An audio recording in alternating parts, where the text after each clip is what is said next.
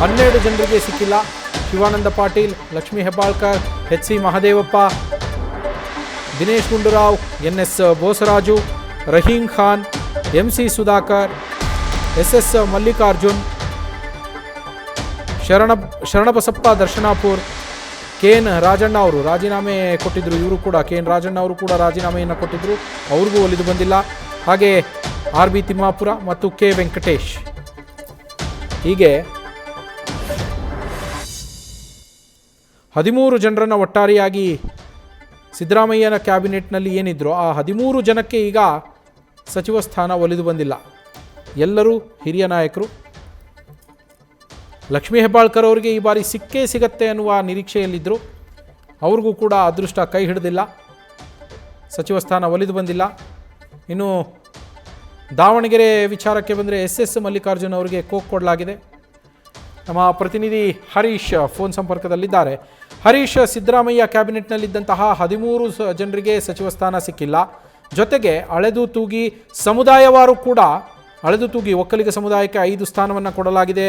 ಹಾಗೆ ಮುಸ್ಲಿಂ ಸಮುದಾಯಕ್ಕೆ 3, ಹೀಗೆ ಅಳೆದು ತೂಗಿ ಕ್ಯಾಬಿನೆಟನ್ನು ರಚನೆ ಮಾಡಲಾಗಿರುವಂಥದ್ದು. ಮುಂದಿನ ದಿನಗಳಲ್ಲಿ ಇದು ಕಾಂಗ್ರೆಸ್ಗೆ ಎಷ್ಟು ಪ್ಲಸ್ ಆಗುತ್ತೆ? ಕಾಂಗ್ರೆಸ್ ಹೈಕಮಾಂಡ್ ಯಾವ ಲೆಕ್ಕಾಚಾರಗಳನ್ನು ಇಲ್ಲಿ ಮಾಡಿದೆ? ನವೀನ್, ಬಹಳ ಮುಖ್ಯವಾಗಿರುವಂಥದ್ದು ಈಗ ಕೊನೆಗೂ ಕೂಡ ಖಾಲಿ ಇರ್ತಕ್ಕಂಥ 20 ಸ್ಥಾನಗಳನ್ನ ಭರ್ತಿ ಮಾಡುವ ಮೂಲಕ ಒಂದು ಸ್ಪಷ್ಟ ಸಂದೇಶವನ್ನು ಈಗ ಹೈಕಮಾಂಡ್ ನಾಯಕರು ಕಳಿಸಿದ್ದಾರೆ. ಸೊ ಮುಖ್ಯವಾಗಿರುವಂಥದ್ದು ಕೂಡ ಈ ಸಿದ್ದರಾಮಯ್ಯ ಸಂಪುಟದಲ್ಲಿದ್ದಂತಹ ಶಿವಾನಂದ ಪಾಟೀಲ್ ಆಗಿರ್ಬೋದು, Hebbalkar, H C Mahadevappa, Dinesh Gundurao, Bosaraju, S S Mallikarjun, Rahim Khan, M C Sudhakar, ಸೊ ಶರಣಬಸಪ್ಪ ದರ್ಶನಾಪುರ್, ಸೊ Rajanna, R B Timmapur, K Venkatesh ಇವರೆಲ್ಲರಿಗೂ ಕೂಡ ಅವಕಾಶವನ್ನು ಕೊಟ್ಟಿಲ್ಲ. ಇಲ್ಲಿ ಮುಖ್ಯವಾಗಿ ಹೊಸಬರಿಗೆ, ಹೊಸ ಮುಖಗಳಿಗೆ ಕೂಡ ಮನೆ ಹಾಕಿರುವಂತ ಸ್ಪಷ್ಟವಾಗಿ ಕಾಣಿಸ್ತಾ ಇದೆ. ಸೊ ರಿಜ್ವಾನ್ ಅರ್ಷದ್ ಆಗಿರ್ಬೋದು, ಅಜಯ್ ಸಿಂಗ್, ಶಿವಲಿಂಗೇಗೌಡ, ವಸಂತಪ್ಪ, ಗಾಯತ್ರಿ ಶಾಂತೇಗೌಡ, ಮಾಗಡಿ ಬಾಲಕೃಷ್ಣ, ಶಿವಾನಂದ ಕಾಶ್ಯಪ್ನವರು ಹೊಸ ಮುಖಗಳಿಗೆ ಇಲ್ಲಿ ಹೆಚ್ಚು ಮನೆ ಹಾಕಿರುವುದು ಕೂಡ ಸ್ಪಷ್ಟವಾಗಿ ಕಾಣಿಸ್ತಾ ಇದೆ. ಹರೀಶ್, ಹಾಗೆ ಸಂಪರ್ಕದಲ್ಲಿರಿ. ನಮ್ಮ ಜೊತೆ ಇದೀಗ ಎಚ್ ಸಿ ಬಾಲಕೃಷ್ಣ ಅವರು ಫೋನ್ ಸಂಪರ್ಕದಲ್ಲಿದ್ದಾರೆ. ಸರ್ ನಮಸ್ಕಾರ. ನಮಸ್ಕಾರ ಸರ್, ಕಂಗ್ರ್ಯಾಚುಲೇಷನ್ಸ್ ಬಾಲಕೃಷ್ಣ ಅವರೇ, ಮಂತ್ರಿ ಸ್ಥಾನ ಸಿಗ್ತಾ ಇದೆ. Thank you ಗುರುಳೆ. ಸರ್, ನಿರೀಕ್ಷೆ ಎಷ್ಟಿತ್ತು? ಯಾಕೆಂದ್ರೆ ಯಾವುದೇ ಜವಾಬ್ದಾರಿ ಕೊಟ್ಟರು ನಾವು ನಿರ್ವಹಿಸ್ತೀವಿ, ನಾವು ಬೇಡಿಕೆಯನ್ನು ಇಡೋದಿಲ್ಲ ಅಂತ ಹೇಳ್ತಾ ಇದ್ರಿ. ಈಗ ನಿಮಗೆ ಒಲಿದು ಬಂದಿರುವಂತದ್ದು, ಎಷ್ಟು ನಿರೀಕ್ಷೆ ಇತ್ತು ನಿಮಗೆ ಸಿಕ್ಕೇ ಸಿಗತ್ತೆ ಅಂತ? ವಿಶ್ವಾಸ ಇತ್ತು ಮುಖ್ಯಮಂತ್ರಿಗಳ ಮೇಲೆ. ಮುಖ್ಯಮಂತ್ರಿಗಳು ಖಂಡಿತ ಅವಕಾಶ ಮಾಡಿಕೊಡ್ತಾರೆ ಅಂತಕ್ಕಂತ ವಿಶ್ವಾಸ ಇತ್ತು. ಅದರಂತೆ ಅವಕಾಶವನ್ನ ಮುಖ್ಯಮಂತ್ರಿಗಳು ಮಾಡಿಕೊಟ್ಟಿದ್ದಾರೆ. ಜವಾಬ್ದಾರಿನೂ ಕೂಡ ಜಾಸ್ತಿ ಮಾಡಿದ್ದಾರೆ ಮುಖ್ಯಮಂತ್ರಿಗಳು. ಜೊತೆಗೆ ಡಿ ಕೆ ಸುರೇಶ್ ಅವರು ಪ್ರಮುಖವಾಗಿ ಒತ್ತಾಯ ಮಾಡಿದ್ರು, ಮಾಡ್ಲೇಬೇಕು ಅಂತ ಹೇಳಿ, ನಮ್ ಜಿಲ್ಲೆಗೆ ಅವಕಾಶ ಕೊಡ್ಬೇಕು ಅಂತ ಹೇಳಿ. ಇಂಥ ಒತ್ತಡದ ಮಧ್ಯೆನೂ ಅವಕಾಶ ಮಾಡಿಕೊಟ್ಟಿದಾರಲ್ಲ ಸಾಹೇಬ್ರೆ, ನಿಜವಾಗ್ಲೂ ಅದು ಬಹಳ ಸಂತೋಷ. ಸರ್, ಅದೇ ಜಿಲ್ಲೆ ಮುಖ್ಯಮಂತ್ರಿಗಳು ಅದೇ ಜಿಲ್ಲೆಯವರೇ ಇದ್ದಾರೆ, ಅದರ ಜೊತೆಯಲ್ಲಿ ಮತ್ತೊಂದು ಸಚಿವ ಸ್ಥಾನವೂ ಸಿಗ್ತಾ ಇರುವಂಥದ್ದು. ಜಿಲ್ಲೆಯ ಅಭಿವೃದ್ಧಿಗೆ ಎಷ್ಟು ಪೂರಕವಾಗಿ, ಅನುಕೂಲಕರವಾಗಿ ಇರುತ್ತೆ ಇದು? ಇಲ್ಲ, ಇದು ನಮ್ಮ ಡಿ ಕೆ ಸುರೇಶ್ ಅವರು ಈ ಜಿಲ್ಲೆಯ ಅಭಿವೃದ್ಧಿ ವಿಚಾರದಲ್ಲಿ ಒಂದು ನೀಲಿ ನಕ್ಷೆಯನ್ನ ತಯಾರು ಮಾಡಿದ್ದಾರೆ. ನಮ್ಮ ಮಾಜಿ MP ಅವರು ಯಾವ ರೀತಿ ಅಭಿವೃದ್ಧಿ ಮಾಡಬೇಕು ಅಂತ ಹೇಳಿ, ಅದರಿಂದ ಆ ದಿಕ್ಕಿನಲ್ಲಿ ನಾವು ಕಾರ್ಯಗತರಾಗಿದ್ದೇವೆ, ಮಾಡ್ತಾ ಇದ್ದೇವೆ, ಕೆಲಸ ಮಾಡ್ತಾ ಇದ್ದೇವೆ. ಸರ್, ಡಿ ಕೆ ಶಿವಕುಮಾರ್ ಅವರು ಮುಖ್ಯಮಂತ್ರಿಗಳಾಗಬೇಕು ಅಂತೇಳಿ ಪ್ರತಿಪಾದಿಸ್ತಾ ಇದ್ದವರಲ್ಲಿ ಮೊದಲಿಗರು ನೀವು. ಅದು ಒಂದು ಸಂತೋಷ, ಅವರು ಮುಖ್ಯಮಂತ್ರಿಗಳಾಗಿದ್ದಾರೆ, ಅವರದೇ ಕ್ಯಾಬಿನೆಟ್ನಲ್ಲಿ ಅವರ ಜೊತೆಯಲ್ಲಿ ಕೆಲಸ ಮಾಡುವ ಅವಕಾಶ ನಿಮಗೆ ಸಿಗ್ತಾ ಇರುವಂಥದ್ದು.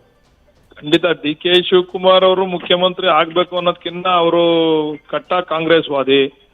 ಎಂತೆಂತ ಸಂದರ್ಭ ಬಂದ್ರು ಕೂಡ ಅವರು ಪಕ್ಷವನ್ನ ಬಿಡ್ಲಿಲ್ಲ. ಪಕ್ಷ ಬಿಡುವಂತ ಪರಿಸ್ಥಿತಿ ಬಂದ್ರು ಪಕ್ಷವನ್ನ ಬಿಡದೆ ಬಿಗಿಯಾಗಿ ಪಕ್ಷವನ್ನ ತಪ್ಪಿಕೊಂಡ್ರು. ಅದರಿಂದ ಒಂದು ಅವಕಾಶ ಕಾಂಗ್ರೆಸ್ ಪಕ್ಷದ ನಿಷ್ಠಾವಂತ ಕಾರ್ಯಕರ್ತನಿಗೆ ಈ ರಾಜ್ಯದ ಜವಾಬ್ದಾರಿ ಕೊಡ್ತಕ್ಕಂತ ಅವಕಾಶ ಮಾಡಿಕೊಡ್ಬೇಕು ಅಂತ ಹೇಳಿ ಹಿಂದಿಂದನೂ ಕೂಡ ನಾವೆಲ್ಲ ಒತ್ತಾಯ ಮಾಡ್ತಾ ಇದ್ದೋ. ಅದಕ್ಕೆ ಅವ್ರಿಗೂ ಕೂಡ ಒಂದು ಮನ್ನಣೆಯನ್ನ ಹೈಕಮಾಂಡ್ ಕೊಡ್ತು. ಈಗ ಮುಖ್ಯಮಂತ್ರಿಗಳು ನಮ್ಮ ಮೇಲೆ ವಿಶ್ವಾಸ ಇಟ್ಟು ಈ ಭಾಗದಲ್ಲಿ ಸ್ವಲ್ಪ ಪ್ರಬಲವಾಗಿ, ನಿಮಗೆ ಗೊತ್ತು ಯಾವ ಪಕ್ಷ ನಮ್ಮ ವಿರೋಧವಾಗಿ ಪ್ರಬಲವಾಗಿದೆ ಅಂತೇಳಿ, ಅದಕ್ಕೆ ನಾವು ಕೂಡ ಜವಾಬ್ದಾರಿಯನ್ನ ಈಗ ಜಾಸ್ತಿ ಮಾಡಿದ್ದಾರೆ ಮುಖ್ಯಮಂತ್ರಿಗಳು. ಅವ್ರ ಕೈಯನ್ನ ಬಲಪಡಿಸ್ತಕ್ಕಂಥ ಕೆಲಸ ನಾವೆಲ್ಲ ಸೇರಿ ಮಾಡ್ಬೇಕಾಗ್ತದೆ. ಬಾಲಕೃಷ್ಣ ಅವರಿಗೆ ಯಾವ ಖಾತೆಯ ನಿರೀಕ್ಷೆ ಇದೆ ಸರ್? ಮುಖ್ಯಮಂತ್ರಿಗಳೇ ನಮ್ಮವರಾದ್ಮೇಲೆ ಖಾತೆ ಕಟ್ಕೊಂಡು ಏನ್ ಸಾಹೇಬ್ರೆ? ಹಾಗಂತಲ್ಲ, ಜಿಲ್ಲೆಯ ಅಭಿವೃದ್ಧಿಗೆ ಅಥವಾ ನಿಮ್ಮ ಕ್ಷೇತ್ರದ ಅಭಿವೃದ್ಧಿಗೆ ನನ್ನ ಮೇಲೆ ವಿಶ್ವಾಸ ಇಟ್ಟು ಯಾವ ಖಾತೆ ಕೊಟ್ಟರು ಮಾಡ್ತೀವಿ ನಾವು. Okay sir, thank you sir. News First ಜೊತೆ ಮಾತಾಡಿ. Thank you. ಇದು ಎಚ್ ಸಿ ಬಾಲಕೃಷ್ಣ ಅವರ ಮಾತು. ಮುಖ್ಯಮಂತ್ರಿಗಳೇ ನಮ್ಮ ಜಿಲ್ಲೆಯವರು ಇರೋದ್ರಿಂದ ಯಾವ ಖಾತೆ ಕೊಟ್ಟರೂ ಕೂಡ ನಿರ್ವಹಿಸ್ತೇನೆ, ಜವಾಬ್ದಾರಿಯುತವಾಗಿ ನಿರ್ವಹಿಸ್ತೇನೆ ಅನ್ನೋದನ್ನು ಹೇಳಿದ್ದಾರೆ. ಹಾಗೆ ಡಿ ಕೆ ಸುರೇಶ್ ಅವರು ಜಿಲ್ಲೆಯ ಅಭಿವೃದ್ಧಿಗೆ ಒಂದು ನೀಲಿ ನಕ್ಷೆಯನ್ನು ರೆಡಿ ಮಾಡಿಟ್ಕೊಂಡಿದ್ದಾರೆ. ಅದರ ಪ್ರಕಾರ ನಾವು ಜಿಲ್ಲೆಯ ಅಭಿವೃದ್ಧಿಯನ್ನು ಮಾಡ್ತೇವೆ. ಮತ್ತಷ್ಟು ಬಲ ಬಂದಿದೆ. ಈಗ ಡಿ ಕೆ ಶಿವಕುಮಾರ್ ಅವರ ಸಂಪುಟದಲ್ಲಿ ನನಗೂ ಕೂಡ ಸಚಿವ ಸ್ಥಾನ ಸಿಕ್ಕಿರೋದು ನಮ್ಮ ಜಿಲ್ಲೆಗೂ ಕೆಲಸ ಮಾಡೋದಕ್ಕೆ ಮತ್ತಷ್ಟು ಬಲ ಸಿಕ್ಕಂತಾಗಿದೆ ಅನ್ನೋದನ್ನು ಎಚ್ ಸಿ ಬಾಲಕೃಷ್ಣ ಅವರು ಹೇಳಿರುವಂಥದ್ದು.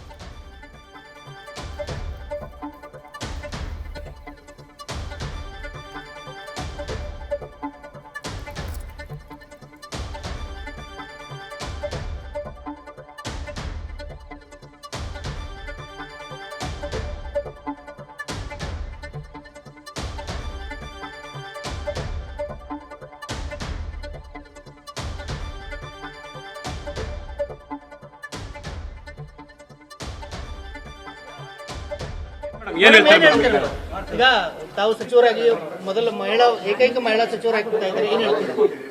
ನನಗೆ ತುಂಬ ಖುಷಿ ಆಗ್ತಾ ಇದೆ. ನನಗೆ ಮೊನ್ನೆ ಸುಪ್ರೀಂ ಕೋರ್ಟ್ ಆರ್ಡರ್ ಬಂದಿದ್ದು ಹಿಂದುಗಡೆನೆ ಈ ಒಂದು ಆಶ್ಚರ್ಯಚಕಿತವಾದ ಒಂದು ನನಗೆ ಮಂತ್ರಿಗಳು ಅಂತ ಹೇಳಿ ನನಗೆ 17ನೇ ನಂಬರ್ ಸೀರಿಯಲಲ್ಲಿ ಬಂದಿದೆ. ಅದರಿಂದ ಭಾಳ ಖುಷಿ ಆಗ್ತಾ ಇದೆ. ಡಿ ಕೆ ಶಿವಕುಮಾರ್ ಅವರ ಸಂಪುಟದಲ್ಲಿ ನೀವು ಒಬ್ಬರೇ ಮಹಿಳಾ ಸಚಿವರು, ಏನು ಹೇಳ್ತೀರಾ? ಸಿಗುತ್ತೆ ಅಂತ ನಿರೀಕ್ಷೆ ಮಾಡಿದ್ದೀರಾ? ಇಲ್ಲ, ನಾನು ನಿರೀಕ್ಷೆ ಮಾಡಿರಲಿಲ್ಲ, ಸಿಕ್ಕಿದೆ. ಅದಕ್ಕೆ ಬಹಳ ಸಂತೋಷ ಪಡ್ತಾ ಇದ್ದೀನಿ. ನನ್ನ ನಾಯಕರುಗಳಿಗೆ ನನ್ನ ಅಭಿನಂದನೆಗಳು ಹೇಳಿ. ಯಾವ ಖಾತೆನ ಕೇಳಕ್ಕೆ ಬಯಸ್ತಾರೆ? ನಾನು ಅದನ್ನೇನು ಇವಾಗ ಏನು ಹೇಳಲ್ಲ. ಅದು ಯಾವ ಕೊಟ್ಟರು ನಾನು ನಿರ್ವಹಣೆಯನ್ನು ಮಾಡ್ತೀನಿ. ಮೇಡಮ್, ಒಂದೇ ನಿಮಿಷ. ಗಾಯತ್ರಿ ಶಾಂತೇಗೌಡರು ನಮ್ಮ ಜೊತೆಗಿದ್ದಾರೆ, ಅವ್ರ ಹತ್ರ ಮಾತಾಡೋಣ. ಮೇಡಮ್, ಮೊದಲನೇ ಬಾರಿಗೆ ಈಗ ನೀವು, ಯಾಕಂದ್ರೆ ಸಾಕಷ್ಟು ಕುತೂಹಲ ಇರುವಂಥದ್ದು ಕ್ಯಾಂಡಿಡೇಟ್ ನೀವೇನೆ, ಎಸ್ಪೆಷಲಿ ಮೊನ್ನೆ ಅಷ್ಟೇ ಒಂದಷ್ಟು ಬೆಳವಣಿಗೆ ಆಯಿತು, ನೀವು ಗೆದ್ದಿದ್ರೆ. ಸೊ ಏನು ಹೇಳ್ತಾರೆ ಈ ಸಂದರ್ಭದಲ್ಲಿ? ಮಾಡಿದ್ರೆ ಹೆಂಗಪ್ಪ? ನೀವು ನಿಂತಿದ್ದೇವೆ ಇಲ್ಲ, ನಮ್ದು ಅಲ್ವಲ್ಲ ಇವು.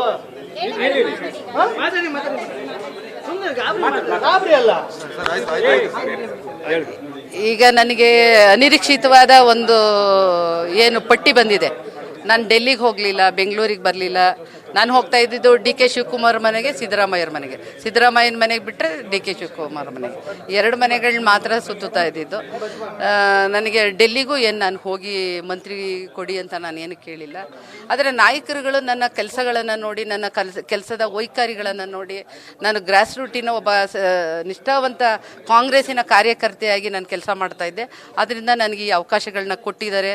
ನನ್ನ ನಾಯಕರುಗಳು ನನ್ನನ್ನು ಗಮನಿಸಿದ್ದಾರೆ. 4.5 ವರ್ಷದಿಂದ ಕೋರ್ಟಲ್ಲಿ ಗುದ್ದಾಡಿದ್ದಾಳೆ. ಪ್ರತಿ ದಿವಸನೂ ಸಹ ನಾನು ಕೋರ್ಟಲ್ಲಿ ಏನಾಗ್ತದೆ, ಏನು ಯಾವತ್ತು ಬರುತ್ತೆ ನನಗೆ ಕೋರ್ಟಲ್ಲಿ ಅಂತ ನಾನು ಇದು ಮಾಡ್ತಾ ಇದ್ದೆ. ನಾನು ಸಿದ್ದರಾಮಯ್ಯನವ್ರಿಗೂ ಡಿ ಕೆ ಶಿವಕುಮಾರ್ಗೂ ಹೋಗಿ ಹೇಳ್ತಾ ಇದ್ದೆ. ಹಾಗೆ ಸಿದ್ದರಾಮಯ್ಯನವರು ನೀನು ಕೋರ್ಟಿಗೆ ಹಾಕಮ್ಮ, ನೀನು MLC ಆಗ್ತೀಯ ಅಂತ ಹೇಳಿದರು. ಇವತ್ತು ನನ್ನನ್ನು ಮಂತ್ರಿ ಮಾಡಿದ್ದಾರೆ. ಅದರಿಂದ ನಾನು ಭಾಳ ಖುಷಿ. ಕೋಇನ್ಸಿಡೆಂಟ್ ಅನಿಸುತ್ತಾ ಮೊನ್ನೆ ನೀವು ಗೆಲುವಾಗಿರೋದು, ಮತ್ತೆ ಮರುಕ್ಷಣವೇ ಈಗ ಸಚಿವರಾಗ್ತಿರೋದು? ಅದೇ ಏನೋ ಮೊನ್ನೆ ಇದು ನನ್ನ ಕೋರ್ಟಲ್ಲಿ ರಿಸಲ್ಟ್ ಬಂತು. ಇದು ಮುಂದೆ ಹೋಗ್ತಾ ಇತ್ತು. ಅದು ಒಂದು ಇರ್ಬೋದೇನೋ ಅಂತ ನನ್ನ ಅದೃಷ್ಟದ ಬಾಗಿಲು ಅಂತ ಹೇಳ್ತಾರಲ್ಲ, ತೆಗ್ದಿದೆ ಅಂತ ಅನ್ಕೋತೀನಿ. ಅಲ್ಲ, ಸಾಕಷ್ಟು ಕೂಡ ಪೈಪೋಟಿ ಇತ್ತು. ಬೇರೆ ಲಕ್ಷ್ಮೀ ಹೆಬ್ಬಾಳ್ಕರ್ ಆಗಿರ್ಬೋದು, ಬೇರೆ ಮಹಿಳೆಯರು ಕೂಡ ಆಗ್ತಾರೆ ಅಂತ. ಸೊ ಅವರೆಲ್ಲರನ್ನ ಮೀರಿ ನಿಮ್ಮ ಹೆಸರು ಬಂದಿರುವಂಥದ್ದು ಇದು ಅಚ್ಚರಿ ಅಂತ ಹೇಳ್ಬೋದಲ್ಲ? ಆಶ್ಚರ್ಯನೇ, ಇದು ಆಶ್ಚರ್ಯನೇ. ನಿಮ್ಗೆ ಮೊದಲಿಗೆ ಫೋನ್ ಮಾಡ್ತಾರೆ ಯಾರು? ಸೊ ಏನಂತ ಹೇಳಿದ್ರು? ನನಗೆ ನಿಮ್ಮದು ಪಟ್ಟಿನಲ್ಲಿದೆ, ನಿಮ್ಮದು 17ನೇದು ಸೀರಿಯಲ್ ನಂಬರ್, ಅದರಲ್ಲಿ 17.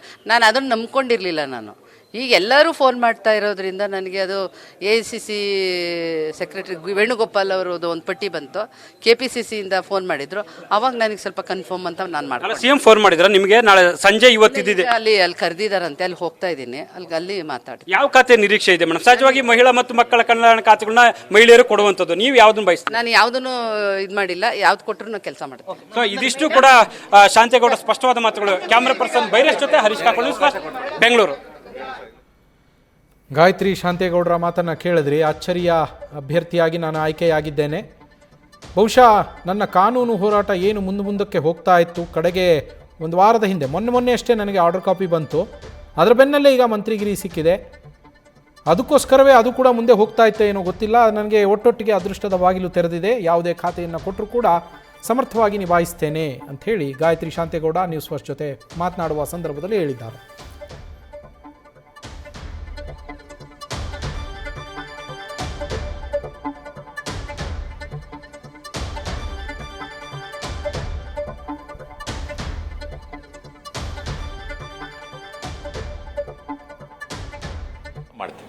ಸಿದ್ದರಾಮಯ್ಯ ಕ್ಯಾಬಿನೆಟ್ನಲ್ಲಿ ತಮ್ಮ ಸಹೋದ್ಯೋಗಿಗಳು ಯಾರಿದ್ರು, ಬಹುತೇಕ ಅವರಿಗೆ ಕೊಟ್ಟಿದ್ದಾರೆ, ಹೊಸ ಮಕ್ಕಳಿಗೆ ಅವಕಾಶ ಮಾಡಿಕೊಟ್ಟಿದೆ. ಏನ್ ಸರ್ ಇದ್ರ ಹಿಂದಿರುವಂತ ತಂತ್ರ ಏನು?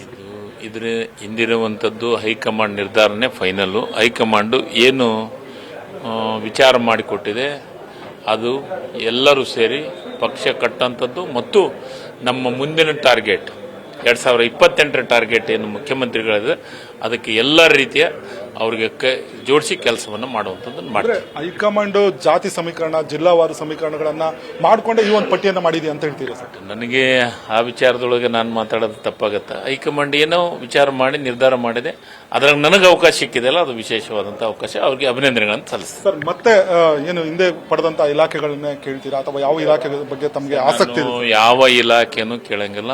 ಮುಖ್ಯಮಂತ್ರಿಗಳು ಯಾವ ಇಲಾಖೆಯನ್ನ ಕೊಡ್ತಾರೆ, ಜವಾಬ್ದಾರಿ ಕೊಡ್ತಾರೆ, ಅದನ್ನ ಪ್ರಾಮಾಣಿಕವಾಗಿ ನಿಭಾಯಿಸುವಂತ ಕೆಲಸವನ್ನು ಮಾಡ್ತೀವಿ. ಇವಿಷ್ಟು ಶಿವರಾಜ್ ತಂಗಡಿಗರ ಮತ್ತು ಹೈಕಮಾಂಡ್ ಒಪ್ಪಿ ಒಂದು ಸಚಿವನಾಗಿ ಮಾಡಿದೆ, ನಾನು ಯಾವುದೇ ಇಲಾಖೆ ಕೊಟ್ಟರು ಕೂಡ ಕೆಲಸ ಮಾಡ್ತೇನೆ ಅನ್ನೋ ಮಾತನ್ನು ಹೇಳಿಸುವಂಥದ್ದು. ಕ್ಯಾಮ್ರಾ ಪರ್ಸನ್ ಶಿವಾನಂದ್ ಜೊತೆಗೆ G Manjunath, news first, Bengaluru.